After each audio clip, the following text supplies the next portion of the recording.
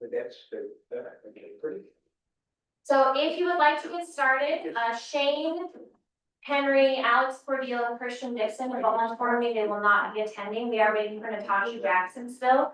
Alex Cordeel is the chair. So in the absence of the chair and not having a vice chair, typically that would be the senior member on the commission, which is Kathy H. However, she can defer that to someone else if she'd like for chair. Kathy, what would you like to do? No, I'm just chairing the meeting. Okay, great. We're just getting this on record. We just, we discussed that already. Great. Just putting it on the record, so. Yeah. All right, so if everyone is comfortable with carrying the meeting, Jake, we can go ahead and proceed if you'd like. Everybody, welcome to Georgetown Planning Commission. It's Wednesday, January 24th, 6 p.m. Can I get a roll call? Alex Cordeel, Kathy Hayes, Here. Jay Cooper, Present. Christian Dixon, Chris Sanford. No, Sanford, sorry, it says Stanford on here, I'll fix that. Thank you. Natasha Jackson, Shane Henry, Jeff Goldman, Present. We have a quorum. On the agenda, we have Marvin Geisness. You got it. Okay. Block 44, lots 1, 2, and 3, lot line eliminations. And then number 2, on the agenda, we have the comprehensive plan. Do you want to give us a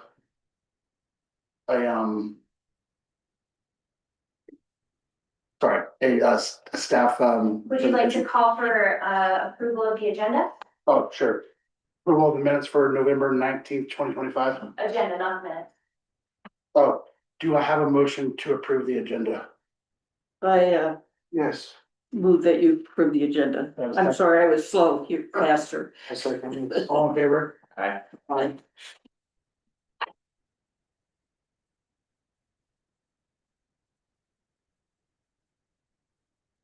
Now, can we get a staff report? For item 1, yes, so there is a staff report included from our planning and zoning consultant. This is a pretty straightforward lot line elimination. We're combining a couple lots into one big lot. And the plat that was submitted did not need any amendments, so Mike Davenport recommended approval with no conditions. Does anybody have any questions about this? May I ask one question? Is the property for sale currently? Maybe, the answer is that there is interest. Okay.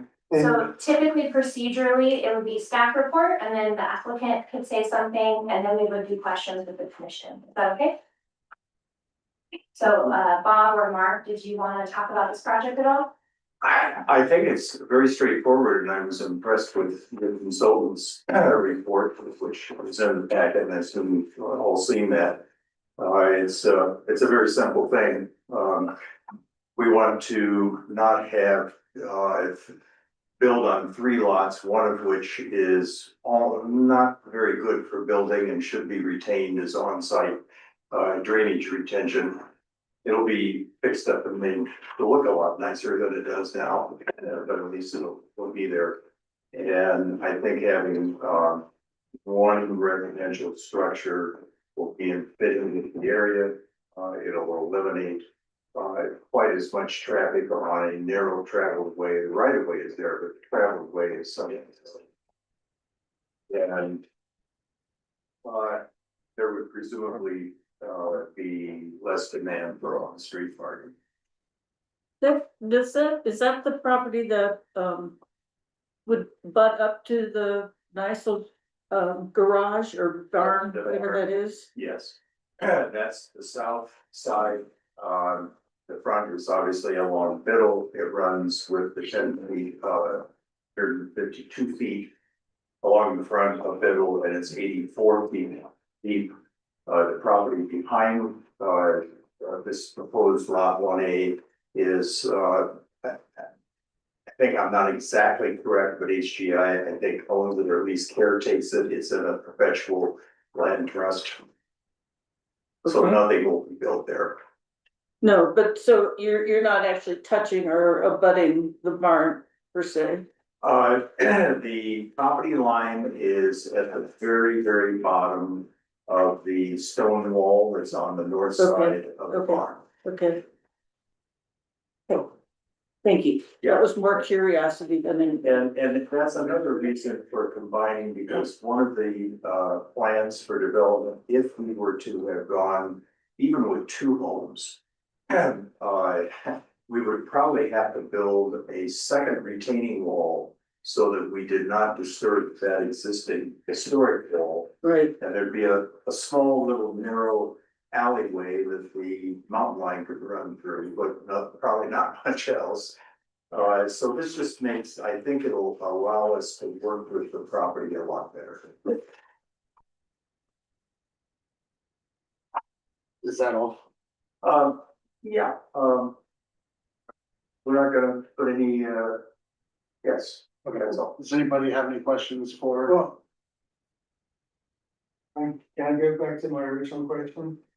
And that was, What effect would the approval be on selling the property? Well, there are different buyers and anything that, I guess I'm not 100% certain what you're asking. What's your concern, Jeff? Well, I don't have a concern, I'm just seeing if there's, with the approval process, if there'd be any change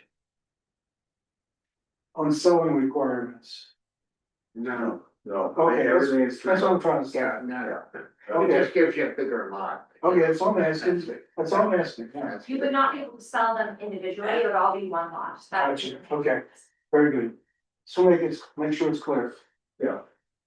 Yeah, while it's a bigger lot, it's not a huge lot, it's 12,000 square feet and, actually, if you look at 5,000 square feet minimum for 3 lots, but we'd be grandfathered in because they were already there.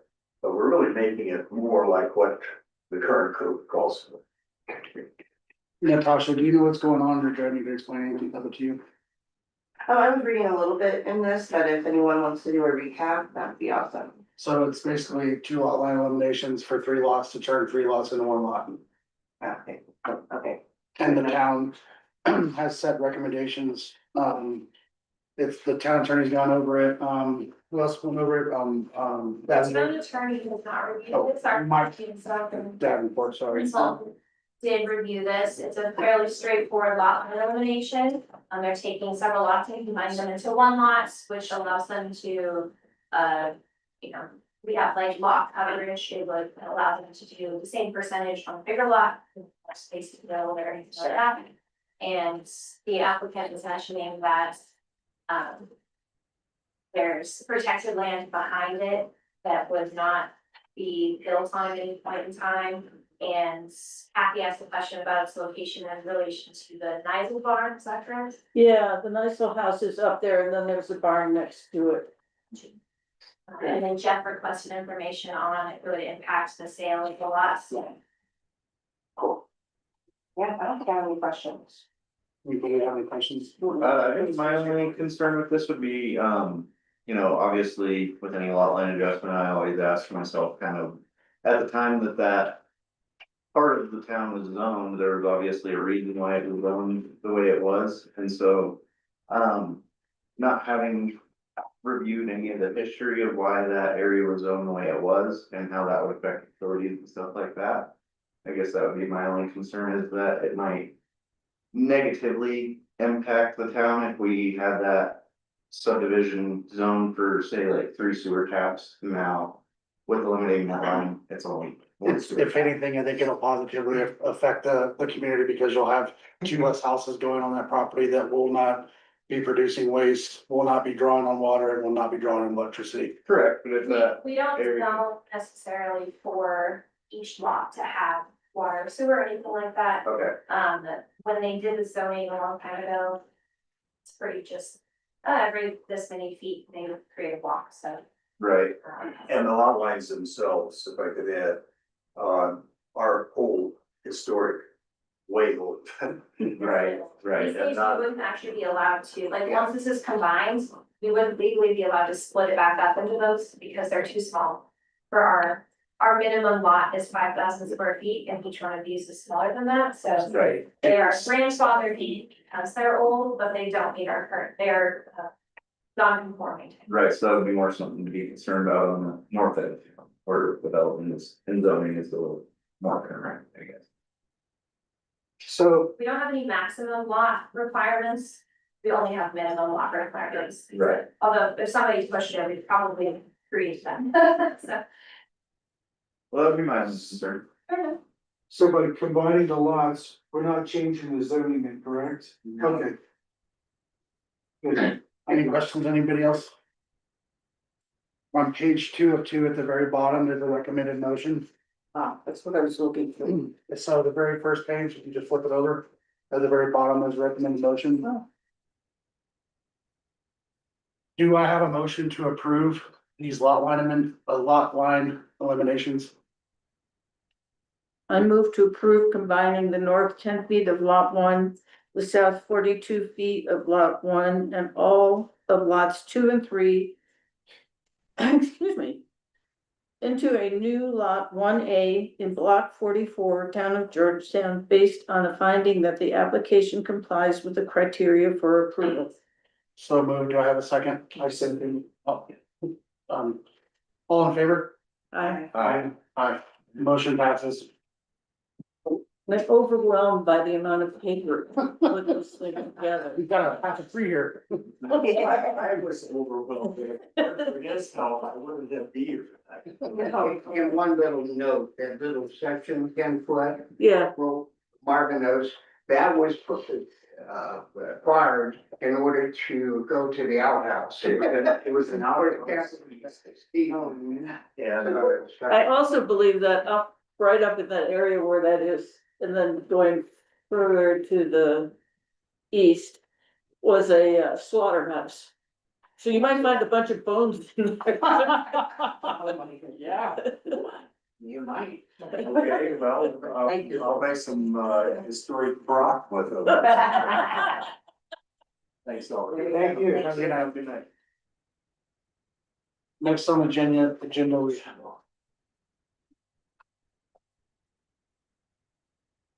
Yeah, depending on, so Jake will need to sign it since he chaired this meeting, and then Bridget will need to sign it. So she'll be in tomorrow in the afternoon. And I can come in anytime. Kasia can call me. I'm around all week, so. I'm just saying, I may be able to pick up the Mylar by early afternoon, have down hall. If Kasia calls on me, I'll answer and I'll swing by as soon as I get a chance. And it'll be tomorrow if you bring it by tomorrow. Thank you. The second agenda item was the comprehensive plan. Yes, so as you know, we requested from the board of selectmen to include in their budget plans to do the comprehensive plan. So the first step is going to be seeking a contractor to facilitate that comprehensive plan production. So at this stage, that will be putting together an RFP to put out for contract, an RFP is a request for proposal. That is, for contractors to come and bid on doing our comprehensive plan. And we may have you guys talk to them before we put it in front of the board, we may not, because ultimately it's the board of selectmen's decision who we use. So I'll talk to Dennis about whether or not you guys talk to the contractors first, but they will be working with you guys, they will be working with the community at large, they will probably consult with other commissions as well. But the comprehensive plan is, you know, your guys's big project for the year, so. Is there a reason why you're not just hiring the firm that did the last county? Best is to obtain at least 3 quotes. Regardless. So we probably we'll put it out, we'll probably reach out to them to see if they're interested in doing it again. But we'll be comparing quotes, so it won't be a given that they get it, and it's not good practice just to ask the same people to come back over them, so. Thank you. do you normally do an RFQ and an RFP? No, I'm using them interchangeably, I'm not totally sure what the difference is between an RFQ and an RFP. The request for a quote or proposal. I'm just asking. Yeah, we won't only do one. Okay, okay. They're both the same thing. Well, it's different interpretation sometimes, Mhm. but you're right, you're right. Does anybody else have anything? Okay, do I have a motion to, No motion, oh, and there are no minutes, sorry. for November 19th? Nope. Okay. Do I have a motion to adjourn? Motion to adjourn the meeting. Second. All in favor? Aye. Bye. All right, have a great meeting ever. Short and sweet. Sweet, definitely. Thank you for your time. Guys.